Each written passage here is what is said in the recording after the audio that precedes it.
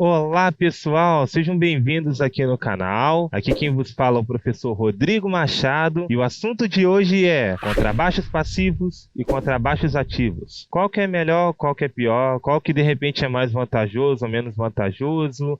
Nós vamos conferir isso daqui a pouco, mas antes de mais nada, peço que vocês dão aquela moral e se inscreva no canal e acione o sino da notificação e deixe o seu like, porque o seu like é importante demais para o nosso trabalho. E o teu like é importante demais para o nosso crescimento. Então, vamos conferir tudo isso depois da vinheta.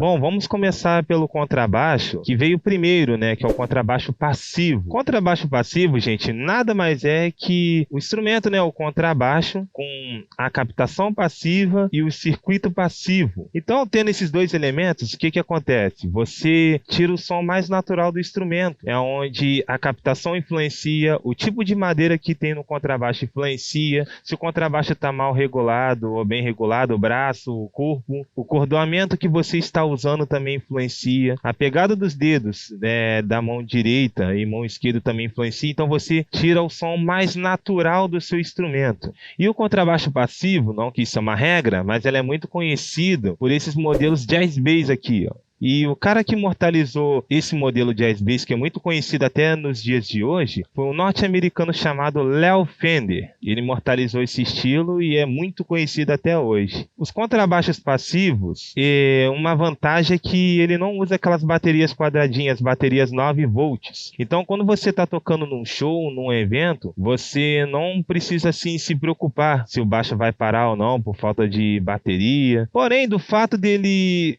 não usar bateria 9 volts, por mais que você tira timbres legais, timbres maneiros, timbres bem legais, muitas vezes, dependendo da situação, você não tira o som naquela pressão necessária. Às vezes fica faltando um pouquinho de ganho. Mas calma, gente, não fique desesperado, porque eu vou dar várias dicas para vocês resolver esse tipo de situação. Uma primeira dica boa, você pode conseguir tirar um som, uma pressão legal pela ação de controles do próprio contrabaixo passivo, nos botões ali. Geralmente os baixos passivos trabalham na equalização entre 2 a 3 botões. Trabalha muito com balance de braço ou captação da ponte e o toner. O toner normalmente não é que vai aumentar o volume do agudo, mas você consegue colocar o agudo natural do teu contrabaixo. Uma outra dica, dependendo do show onde você estiver, você pode pedir o próprio operador de som. Na mesa de som também ele pode dar um ganho ali legal. Fica bacana. Uma outra dica também, para você tirar um som melhor, é quando você está num cubo do contrabaixo. Vou dar uma dica muito importante. Quando você tiver com um ampli de contrabaixo, o que que acontece? Alguns cubos de contrabaixo, a maioria tem duas entradinhas para você colocar o cabo banana. Gente, o que que seria o cabo banana? Ou o P10, né? Seria essa entrada aqui, para você colocar ali. E aí, normalmente, você tem duas opções ali, o high ou low. Normalmente, quando você está tocando nos contrabaixos passivos, você liga no high.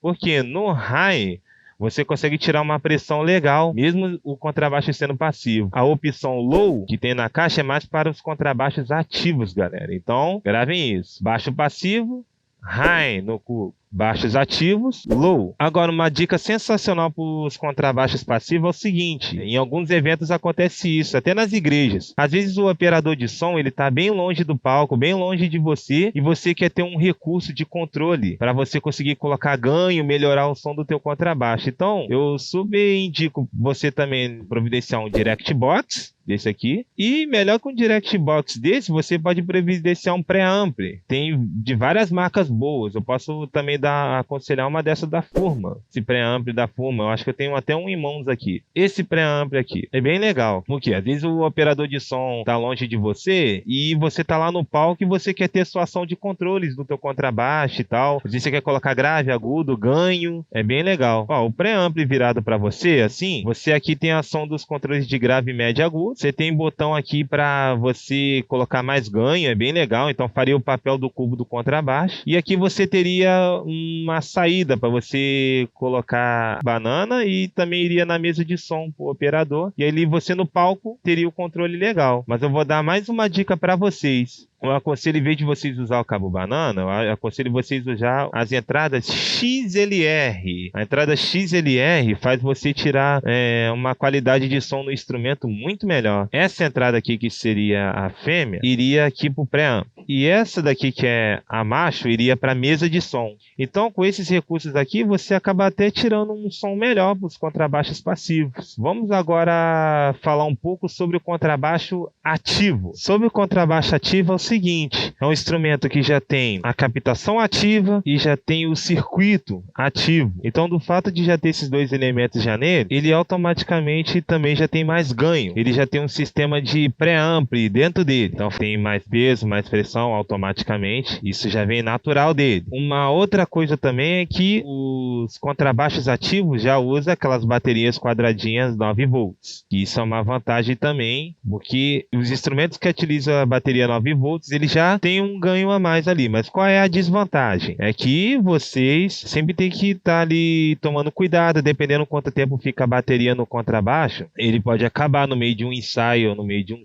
show. Então eu aconselho vocês sempre andarem com uma bateria 9 volts reserva na sua bolsa ou no bolso, para não ter problemas, para evitar problemas, correto? O contrabaixo ativo, ele já tem também um sistema de equalização mais definida. Como assim, professor? Vamos supor, quando você aumenta o agudo sobressai. Quando você joga o grave, então o peso ele vai sobressair na cara. Se você joga o médio, ele já vai sobressair também. Então a equalização é mais definida. O contrabaixo ativo normalmente trabalha com 4 a 5 botões no instrumento, né? Isso depende do contrabaixo, depende do modelo. Por exemplo, um contrabaixo Yamaha desse aqui, um Yamaha TR-BX 505, por exemplo. Ele trabalha com 5 botões ali, como muitos contrabaixos. É um botão de volume geral, sempre um botão com balance, trabalhando os captadores de braço ou ponte, né?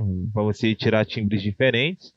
Grave, médio e agudo. Mas vamos supor, você pega alguns contrabaixos da marca Warwick, por exemplo, trabalha com 4 botões. Seria um volume geral, o botão de trabalhar os captadores, né, do contrabaixo, e um grave e agudo. Mas tem contrabaixos também que, às vezes, dependendo do circuito que usa, ativo, não tem nem volume geral. Você trabalha com os 2 botões já do captador, um grave, médio e agudo. Tipo o meu Ledum, quando eu fiz a apresentação do meu contrabaixo ativo Ledum 5 cordas, é assim, por exemplo. Bom, gente, também tem umas observações, né? Por exemplo, nos tempos de hoje, existe muito contrabaixo de sistema ativo que tem uma chavinha. Essa chavinha é o seguinte: ele já tem um lado que é o sistema ativo dele mesmo, mas o legal é que você pode virar para passivo. Então você está tocando num show, por exemplo, a bateria acaba e o sistema ativo, o circuito ativo pare, você vira a chavinha, ele vai para passivo, o som rola e você continua o show na boa. É bem legal isso aí. Inclusive o Ledum que eu falei tem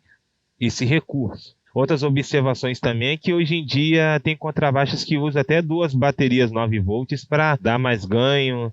Muitos contrabaixos importados têm isso aí. Você tem que gastar 2 baterias, mas tem uma vantagem, né? Você ganha ainda mais peso, mais ganho. E também, hoje em dia, aquele modelo de Ice Bass que eu falei no início, hoje em dia já criam contrabaixos de sistema com circuito ativo, mas modelo de Ice Bass. Então tem esses detalhes aí. Mas qual é a conclusão que eu chego, na verdade, gente? Tanto o contrabaixo ativo quanto o passivo é muito bom de se usar. Depende do tipo de som que você quer tirar, depende até do estilo de trabalho ou música que você vai fazer, depende de um monte de coisa, a própria pegada da mão direita e mão esquerda do baixista. Mas a dica que eu dou é você ser feliz. Chegou num lugar para testar algum instrumento, independente se o contrabaixo é passivo ou ativo, gostou do modelo? Curtiu o timbre de som dele? Testou? Tocou? Gostou? Tá dentro das suas condições? Pega ele e seja feliz. O importante é você se sentir feliz com o instrumento que você tem em mãos. Isso é muito importante. Então não tem essa de vantagem ou menos vantagem. E sim,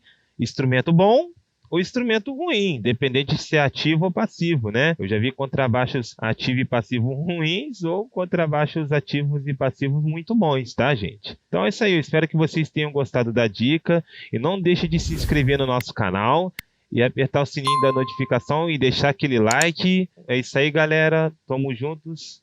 Até a próxima. Tchau, tchau. Um abraço a todos.